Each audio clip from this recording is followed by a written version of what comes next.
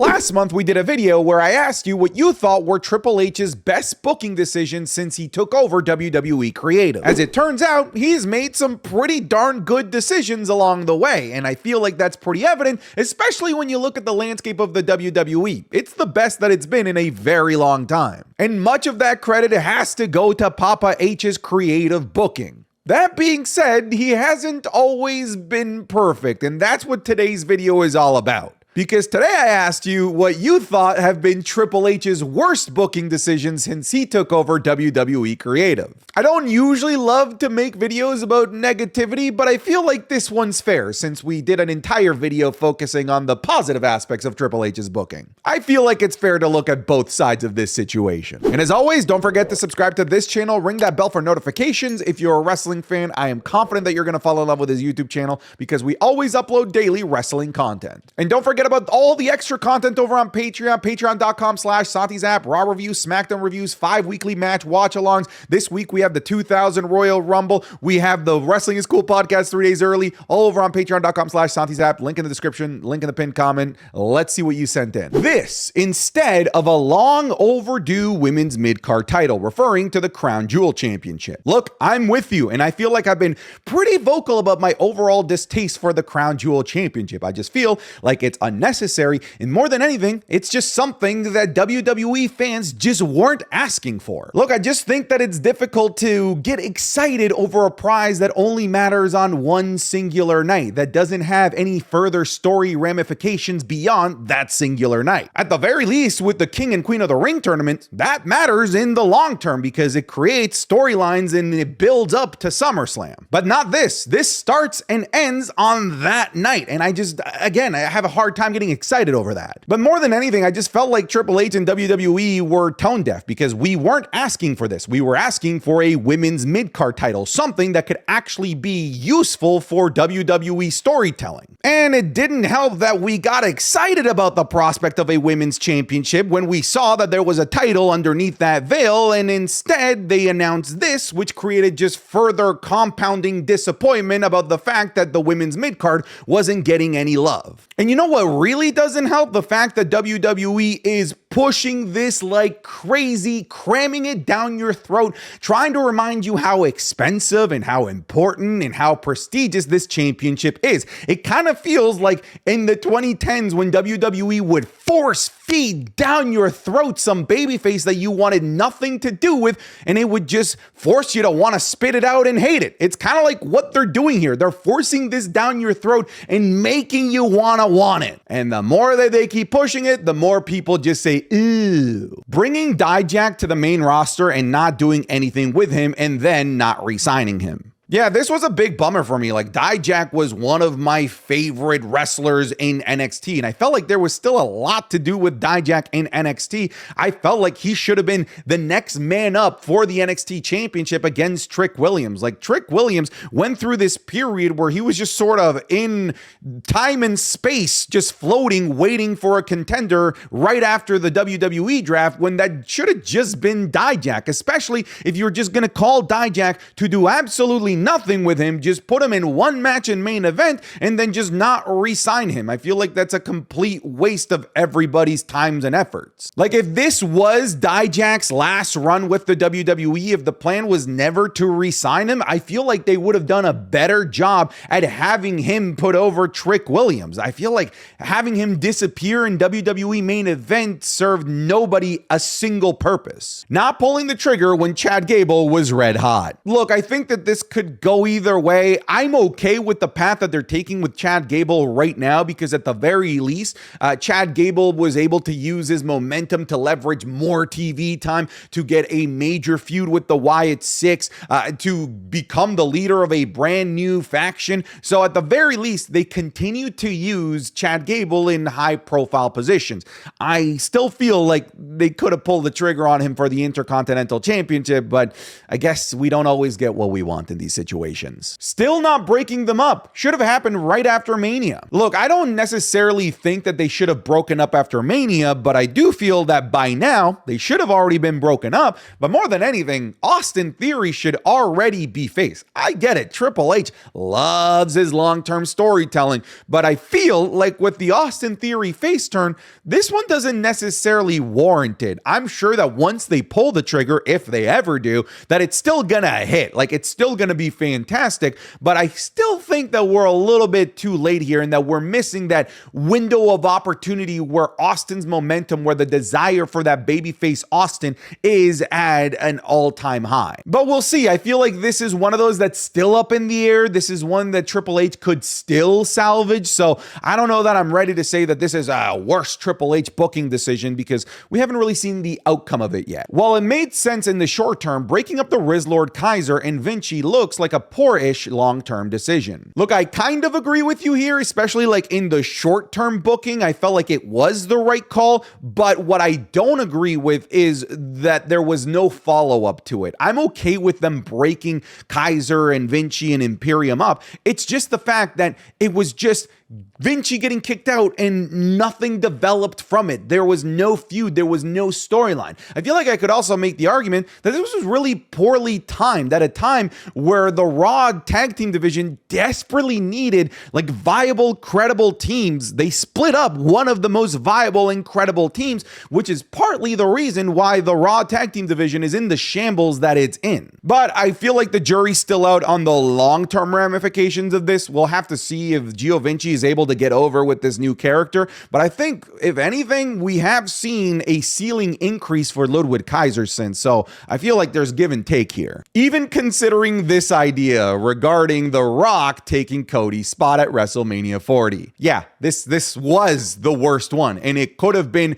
disastrous. Luckily, cooler heads prevailed, and the We Want Cody movement happened, and it forced WWE to change their path. They'll never admit it. They'll tell you, yeah, this was always the direction. We just put the destination in the GPS and who knows how we get there. Bull fucking shit. There was no way that this was your plan. No one is buying this excuse whatsoever. You were planning on removing Cody Rhodes from the main event and putting The Rock in there against Roman Reigns. A match that we still want, by the way. It was just really poorly timed. Again, luckily, cooler heads prevailed. But like you said, even considering what they were planning on doing is a crime. How the Otis and Chad Gable storyline went. Oh my God, yes. More than anything because of what they could have done with Otis. At the very least, with Chad Gable in the long term, he's a healthy character on television. He gets screen time. He's important on the overall narrative of Monday Night Raw. Otis, on the other hand, there was a window. It was there. It was open for them to make Otis an actual star, whether it was like a mid-card star or maybe given a crack for him in the main event. I feel like that might be stretching it, but he was hot, man.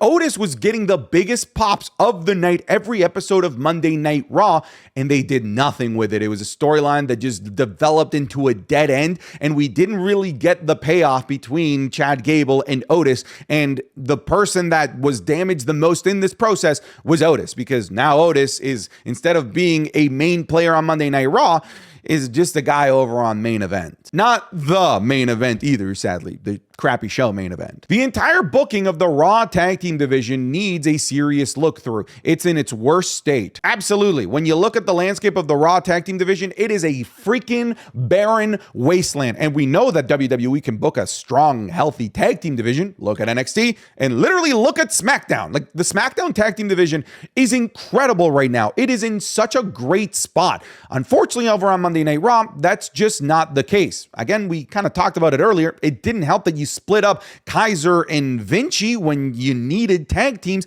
and they just are not using the tag team champions to elevate tag team storylines and elevate the tag team division like how they're actually using Tama Tonga and Tongaloa over on SmackDown. The tag team titles, as far as I'm concerned, were used as a prop to elevate the women's main event storyline of Rhea Ripley and Liv Morgan, and since that whole story arc has been going on, they've been very silent with the tag team titles, and I feel like that's a huge shame. It's just such a waste. Not having this GOAT become a Grand Slam champion yet. Yes, I know that you all love Tongaloa. With time. Not giving us this, Ricky with every championship. Okay, that's enough with the meme ones. Let's get to the serious ones. Edge going over, referring to Edge versus the Demon Finn Balor at WrestleMania 39. I feel like at this point, like the expectation is death taxes and Finn Balor disappointingly losing a feud against the guy that he should be beating. Like that's what happened here. And there was no reason for Edge to win this. Like Finn Balor was the guy that needed to go over here. He was the guy that needed the momentum boost from beating a legend like Edge. On top of that,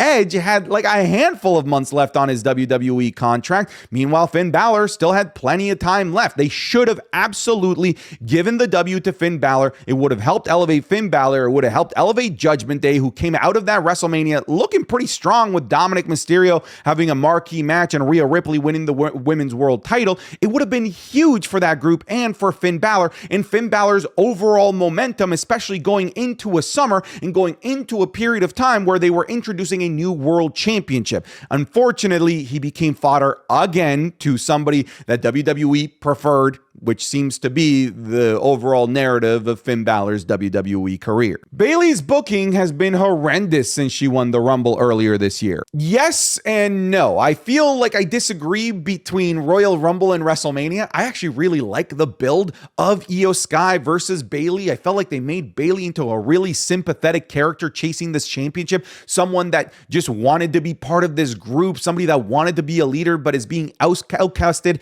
and bullied. And I felt like it led to a really good story and a really good match at WrestleMania 40.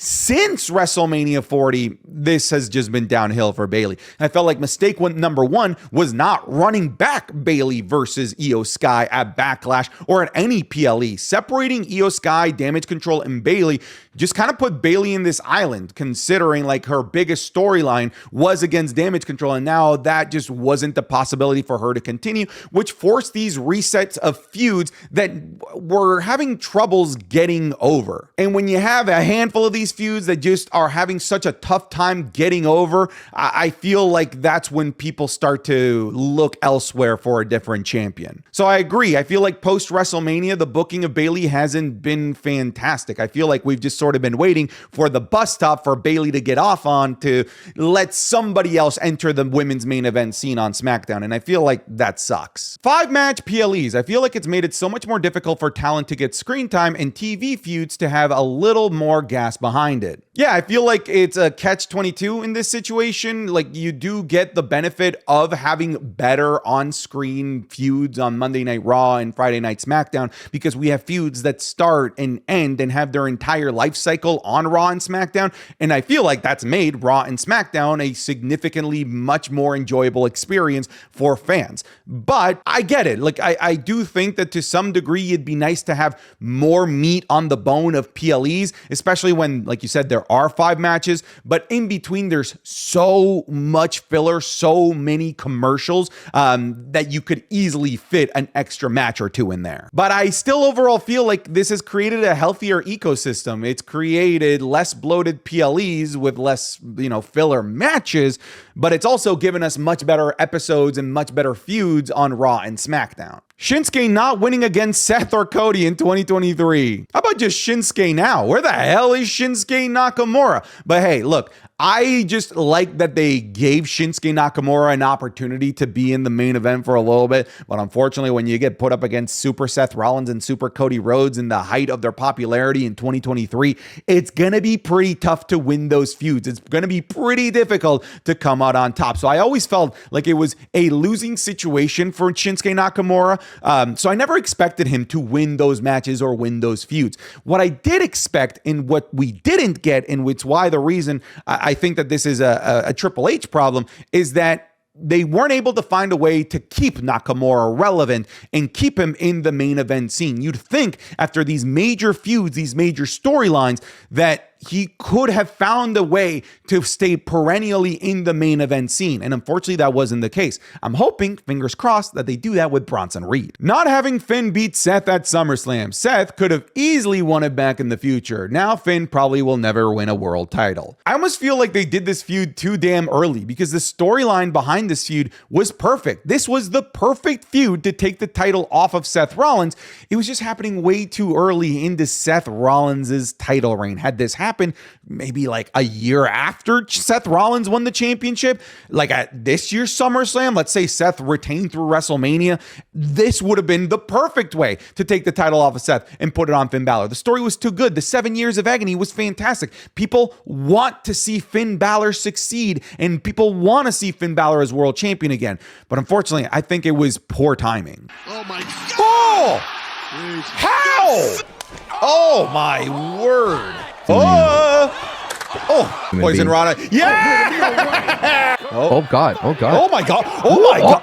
That was a sneak peek of this week's Wrestling is Cool Match Club, available exclusively on patreon.com/SantiZap. This week, we're looking at Candice LeRae versus Johnny Gargano in an intergender match in 2017. We're looking at Kurt Angle versus Sting at TNA Bound for Glory 2007. We have a ladder match for the Intercontinental Championship between Christian and Rob Van Dam on Raw in 2003. We're looking at the Technical Classic between Daniel Bryan and Dolph Ziggler at Bragging Rights 2010. And the Modern Day Classic between Hijo del Vikingo taking on Kenny Omega on AEW Dynamite 2023. And we're going to be looking at the Royal Rumble 1999 and 2000 as well. You're going to get all of this plus everything we've already uploaded, including the Raw reviews, the SmackDown reviews, the Wrestling is Cool podcast 3 days earlier than everywhere else over on patreon.com/SantiZap. I'll put the link in the description or the link in the pinned comment. If you're already on the Patreon, thank you for your support. You're the reason why we're able to do this as often as we do. But that's enough with the sellout. Get back to the video. A waste of a win to fuel a storyline that already had heat, referring to Drew McIntyre winning the Money in the Bank briefcase.